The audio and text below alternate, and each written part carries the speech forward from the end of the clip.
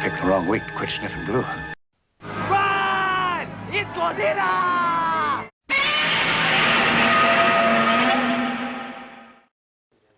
Well, good morning. It's Monday. It's time to start week 2 of the Godzilla build, and I gotta tell you, I'm just spending this morning playing in the mud, just bringing out some colors, picking at things, and dry brushing some highlights and throwing in some washes, and it's one of these things I'm never going to be happy till I've used every color in the book. It's once I stumble onto something that I think is going to work, then I will go nuts on it. But for right now, I'm concerned with making sure that whatever I do to one rail car, I do to the other two as well, so that they're all consistent. And I've been playing a little bit with the tank. And that's the hard edge stuff. As far as the soft edge stuff, which is the mud and the muck and the mire, the 3Ms, I'm just throwing on some washes and some highlights and seeing which things strike my fancy. And playing with the building top, I'm going with a stone building with a metal roof. And this building, I don't know, maybe it's the top of this building. The windows are all different. This is a weird kind of a mid-century look to have attached to what looks like a more old-fashioned building. But I'm not asking for too much, hyper-realism here. I'm going more with an impressionistic view of things. And then we will get back onto him. Coming back after the weekend, looking at him, I do like this flat version better. I think the gloss is what's throwing me. So I want to get some dry brushing done on this, and then get the flat finish put back on him, so that he's better off. He's mo better from what I remember. Now I will probably. I think it would behoove me to still keep the claws and the toenails.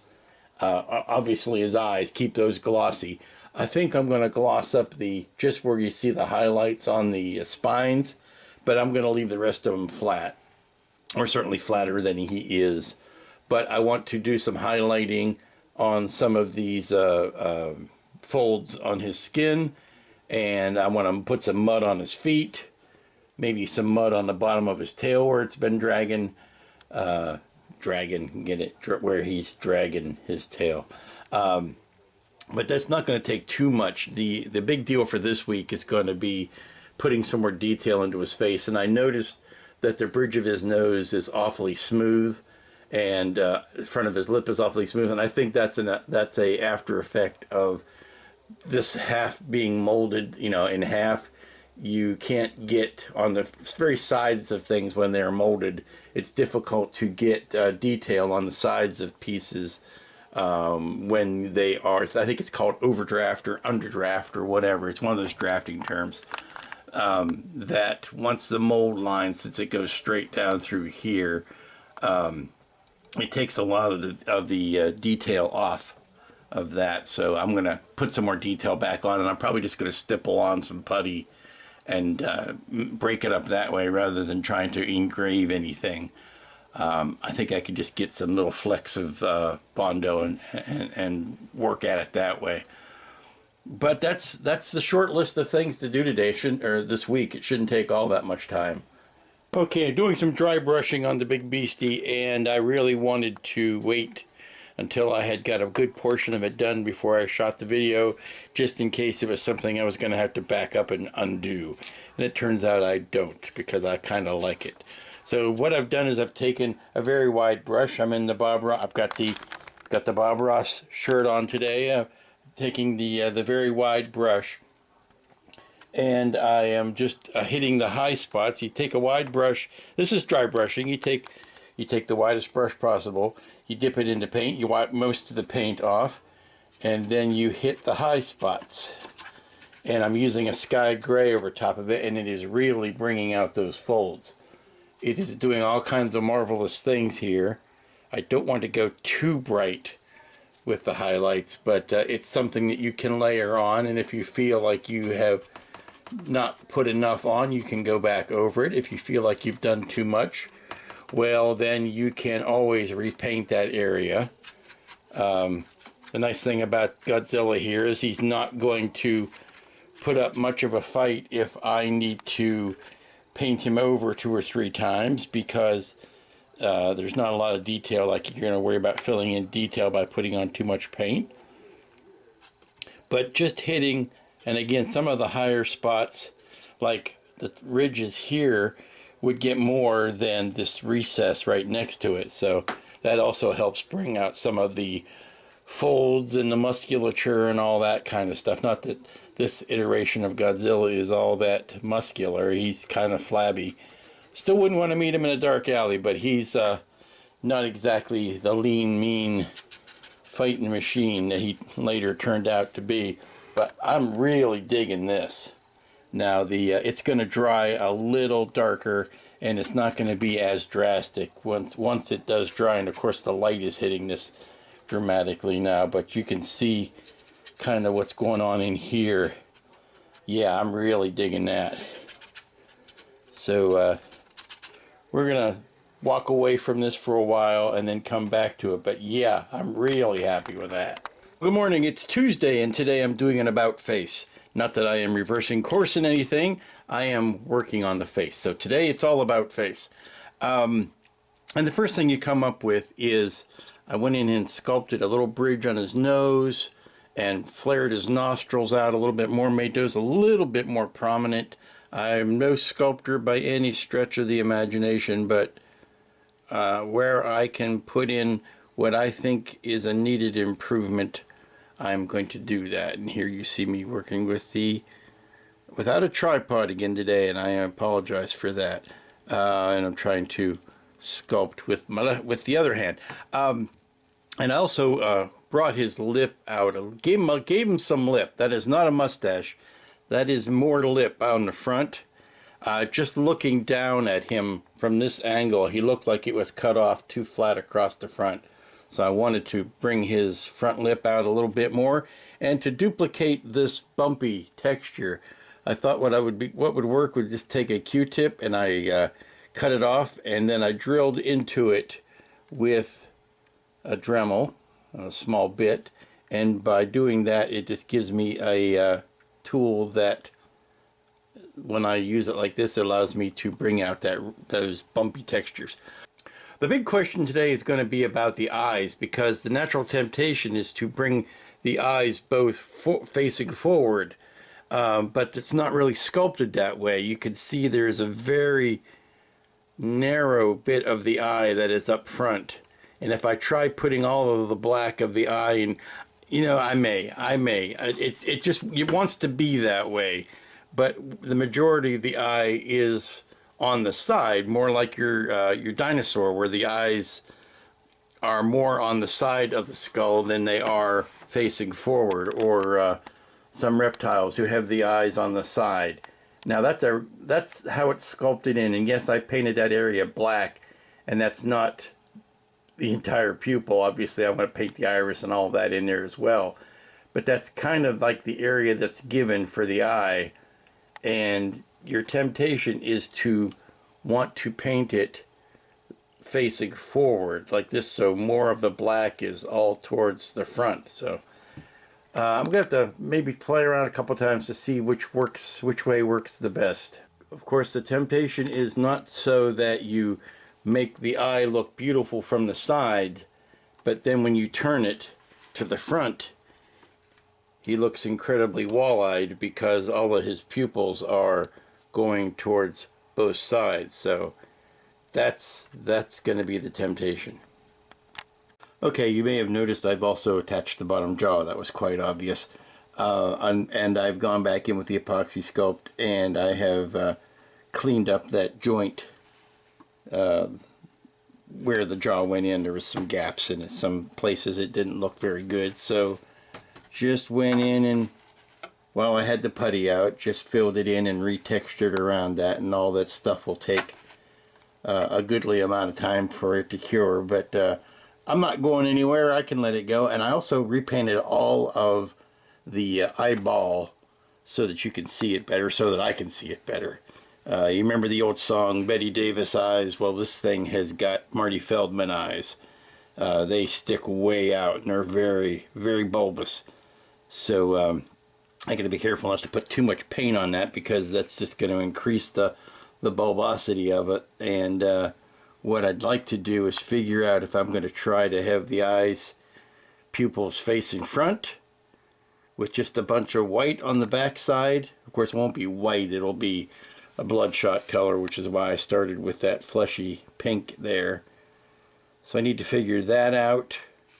I might draw on there with a pencil or a fine Sharpie to see whether I, you know, I could, no, never mind. I was thinking I'd cut out some vinyl circles, which is what I usually do when I'm determining eyes. I'll cut out a matched set of circles in vinyl, and then I'll plop them down and see where I can put one. If it's looking the right way, I can jockey the other one around to make sure it's, you know, so both eyes are looking in the same direction.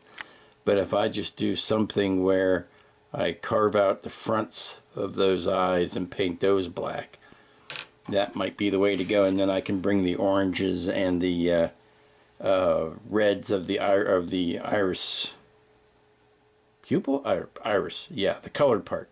I can bring that further back before I fade it into the whites behind it. But we're gonna have to see.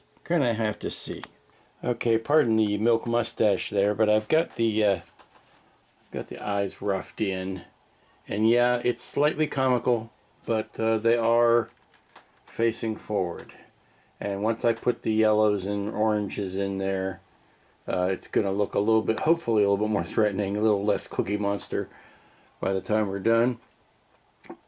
And also been just touching the ends of these tips with a brighter white. This is kind of a bone ivory color, and then I just went over the very tips of it with a whiter color, same color I put in the whites of the eyes, and that's just giving me a nice subtle effect. This whole thing is a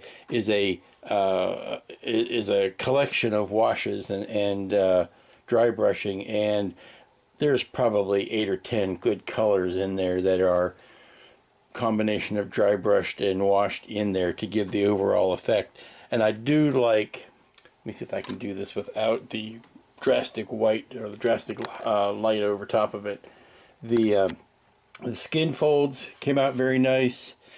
I'm happy with that. I'm ready to call that done. Put a flat coat over everything, call them happy, and then concentrate on just the face. I think everything else is done but the face. And once I let this dry a little bit more or cure a little bit more, then I can put the base colors back over that and kind of blend him back in. But the jaw is definitely looking better now that it's been puttied in.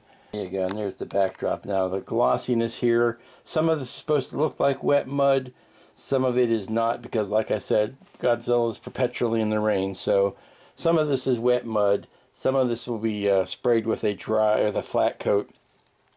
Still haven't decided about the main plate there. Probably will do it, or else I would have covered in both of these holes, but I did not. Played with the buildings enough. I'm kind of tired of those. Tank needs a little bit more of attention.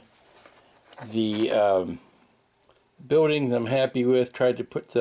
Was trying to think of what I could do to make the windows look smokier, the smoky glass, and then I remembered I have that Comart smoke, so I just filled it in there and set it up on its end, filled it in and let it dry, and it gives me the glossiness of glass in here. So I will have to be selective in what parts I spray with the matte cover, so that you still get some good breaks. You get some things that are shiny, some things that are matte, some things that are semi-gloss. The tin cans that are these rail cars, wanted to make sure they had a chrome top to them, but then it shouldn't be too clean. And I haven't quite decided whether I'm going to go with one in the mouth and one in the hand, or one in each hand, or what. But I do like them. I think they fit nicely. See, there's one in one hand that fits nicely, and there's the other one in the jaw, and it's a question of whether it's going to be upside down or right side up, something like that. There you go. But then again, I don't know if I'm trying to decide whether to put a magnet in there or not. I don't think I want it in there all the time. I would like to be able to display Godzilla here without this base and without these rail cars. So if they're only sitting in his hand by gravity, then I'm happy, because then I can take it out and it's more reusable that way. But if I have to epoxy that train car into his mouth, then that's no good. So I'm thinking maybe some sort of wedge to make it fit in there better that I could take out, or maybe a magnet. I don't know. I kind of like it, but then again, there are times I don't want it to be there. So that's where I'm stuck. And here I'm gonna, maybe he looks better without the overhead lamp, where you can see some of the colors. All right, I'm down to the kind of stuff that's not really easy to tell the difference unless you do a before and after. I'm doing little touchy touches, but the big thing I did here was to spray some black on the back of this base so that it kind of visually deadens it from the back side, and also put in some shadows where his feet lay, because when you stick the feet in there now, that does the last bit of camouflaging and hiding any gaps or anything. That's just that dark color painted in there. And this is all starting to look quite good.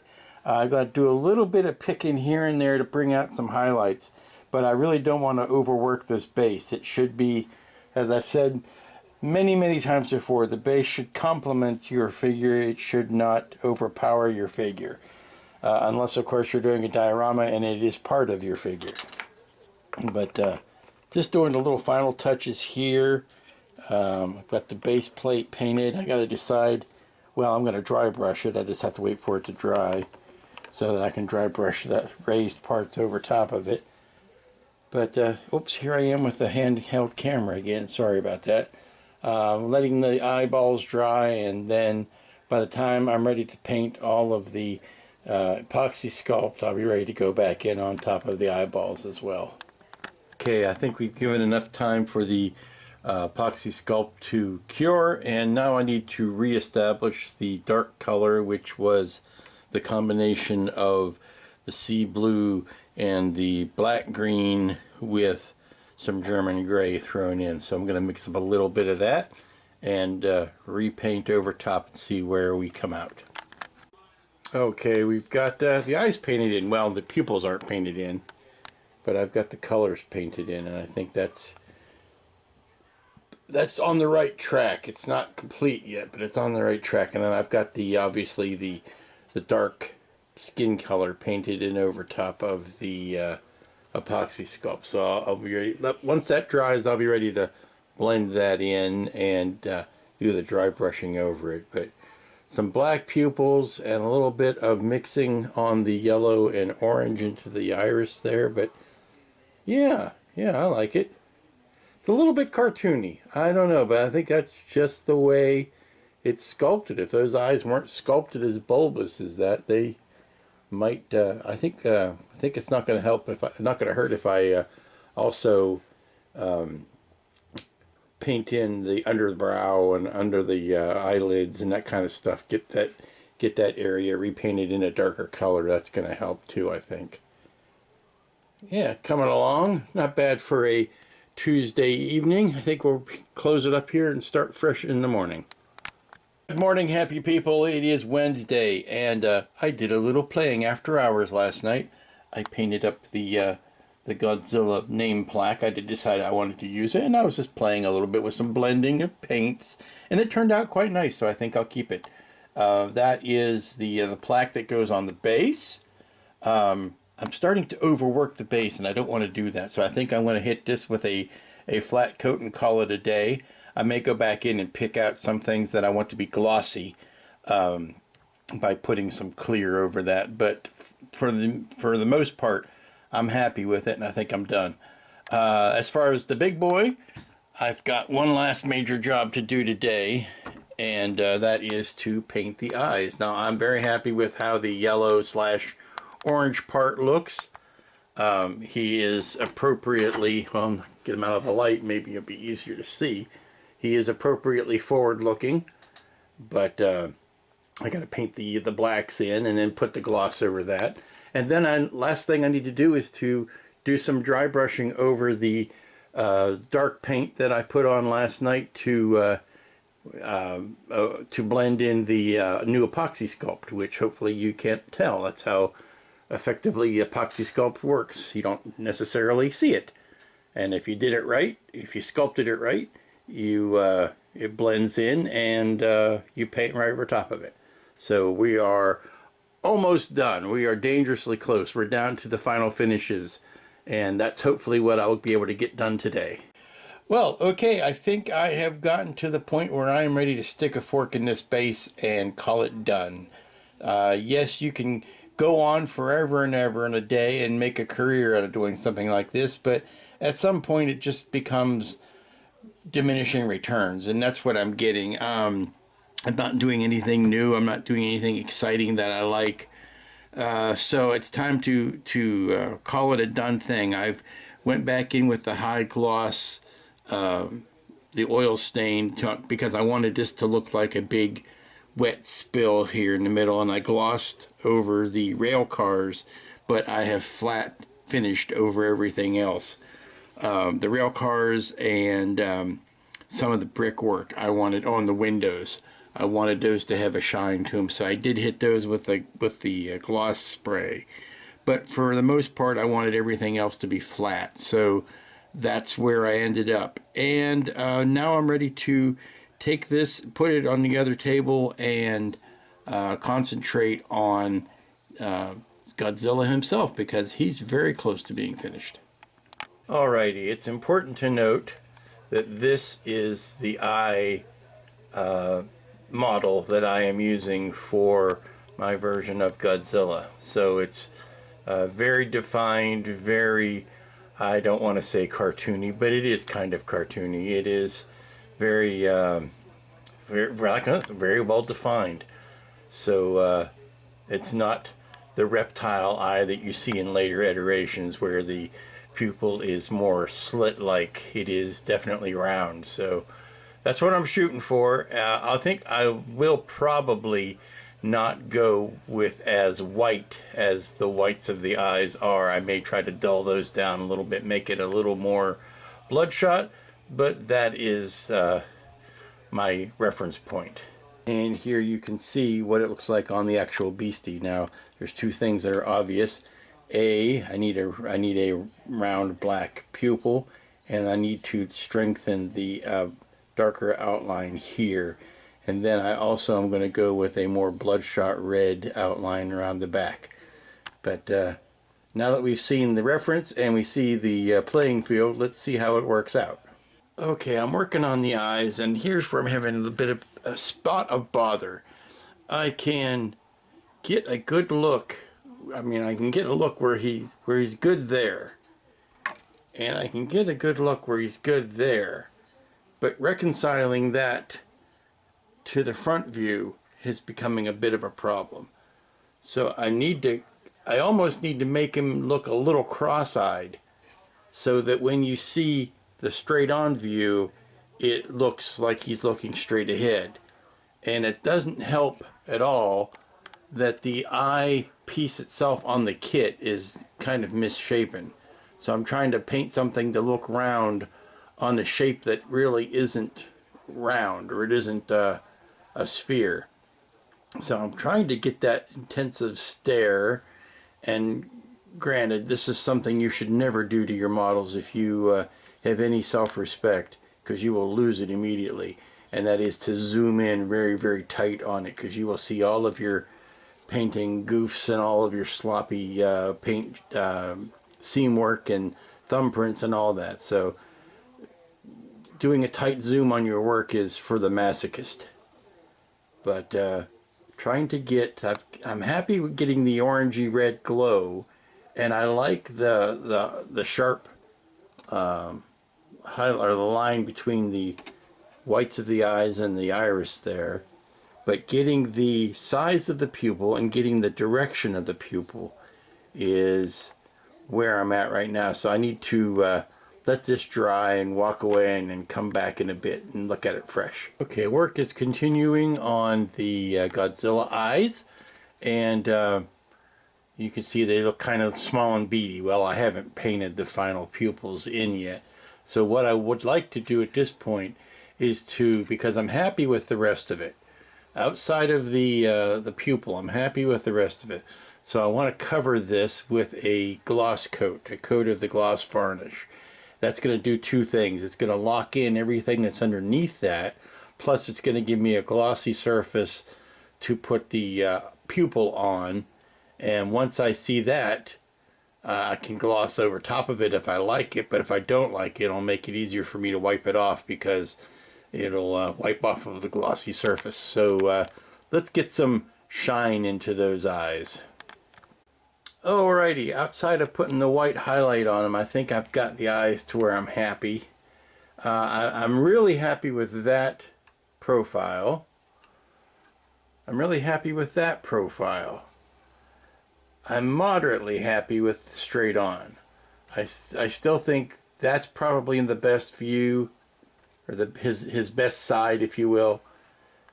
That's like second best, and that's just the compromise you got to make the eyes, to make them work. So good. I think I am within a few brush strokes of being finished. I want to set him on the base, and actually I think what I might like to do is give the body one last satin coat, or flat coat rather, the matte finish, and guarding the eyes to keep those glossy and keep his mouth glossy. But I think I want to take down some of the glossiness that I've got going on back here that I never really undid from the time that everything was painted all glossy like, or satin coaty like. And we are ready to stick the proverbial fork in it. And there you go. I decided not to paint the white highlights in his eyes because they are so big and so glossy that the white highlight takes care of itself, depending on how strong the light source is. Like right there, you see in his eye, that's how it should be, rather than painting one on to give the illusion of gloss. You actually put gloss on there, and the highlight takes care of itself. Now the train car is only wedged in there, and the other one is only being held in his hand, because like I said, I'd like to be able to have that mobility to not have to use that. So there you go. And so this brings us to the end of yet another, what I'm calling a week and a half build. I swear I either need to get faster so that I can finish these projects in a week, or slow down so that I can take 2 weeks to finish them. But this is, it's a handful to pick up. But here is the wee beastie. Now these are very tenuous because they're just sitting in there by gravity, so I'm going to be very gentle with that. Still haven't decided whether to glue those in. I probably won't. I just think it's better open for other interpretations if I don't glue those hand cars in. But that brings us to the end of the Godzilla build. And the Godzilla build taught me a couple of very valuable things. One is, and a lot of times when you look at a box in the store on the shelf and you see the artist's interpretation, it always ends up looking better than the kit. Well, I gotta tell you, this is a whole lot worse than the kit. The kit is actually a much better representation. It's worlds better. They'd have been better off taking it, having somebody build it and taking a picture of it like is always done on these kits, than to go with this painting, because this painting does not do the build any favors, and I think it would actually turn people off if they saw it on the shelf, unless you're just predisposed to build a Godzilla. But I gotta tell you, if you are into Godzilla even in a casual way, like, there are some people who have grail subjects, whether it's Star Trek or Star Wars or classic monsters like a Frankenstein or a Godzilla, or whatever your grail builds are. And there are those of us who say, And those people will build every single Falcon that comes out. They'll build every single iteration of Frankenstein's monster that comes out. I'm that way about Enterprises. I will build every version of Enterprise that comes out. But then there are some of us who are more casually interested in things like Space 1999. I really enjoy, but I don't really need to build every Eagle that comes out, even though it seems I have. But Godzilla is something that, hey, you know, one good Godzilla does it for me. I don't need to have a ton of different Godzillas. I've said this thing before about the Bandai Perfect Grade Falcon. If you build one Falcon, build that one. That's a very good representation of the Falcon. You don't need to build any others. This is how I feel about this Godzilla, and I'm doing this because he's sitting right there on the table. If you are only a casual Godzilla fan, but you want to have a Godzilla kit, get this Polar Lights Godzilla kit. It will scratch your Godzilla itch. It will do everything that you want it to do, and you can have a Godzilla of your very own and not have to spend out the wazoo for a resin kit. Now I've seen some very nice busts, like just their head and the shoulder, head and neck of Godzilla that are huge. They're about yay big. That would be nice if you're a big Godzilla fan. But for the casual Godzilla builder, this one will do it. This one on your shelf will give you everything you need to get out of a Godzilla kit. That having been said, I'm glad I got it done. I'm glad I can put it aside now. See, this is big enough that I can just sit it on the floor. I don't need to make a special shelf for it. Finding space is beginning to be an issue. So I feel like doing a crazy 80, come on down. If you've seen anything on a video that you really want to have, make me an offer on, and it may be yours. But this Godzilla build, yeah, I'm glad I did it. I can see it. I get it now. I didn't used to get people who build a lot of Godzillas. I didn't see what the attraction was. Now I do. It's been a good build and a good kit. But I've got a couple days left to kill on this week, and I don't know what I'm going to do. I might pull out a Bandai build, something really quick and easy to do. So until the next time you see me, be good to each other. Go build a Godzilla. Go stomp on a building, and we'll see you here next time.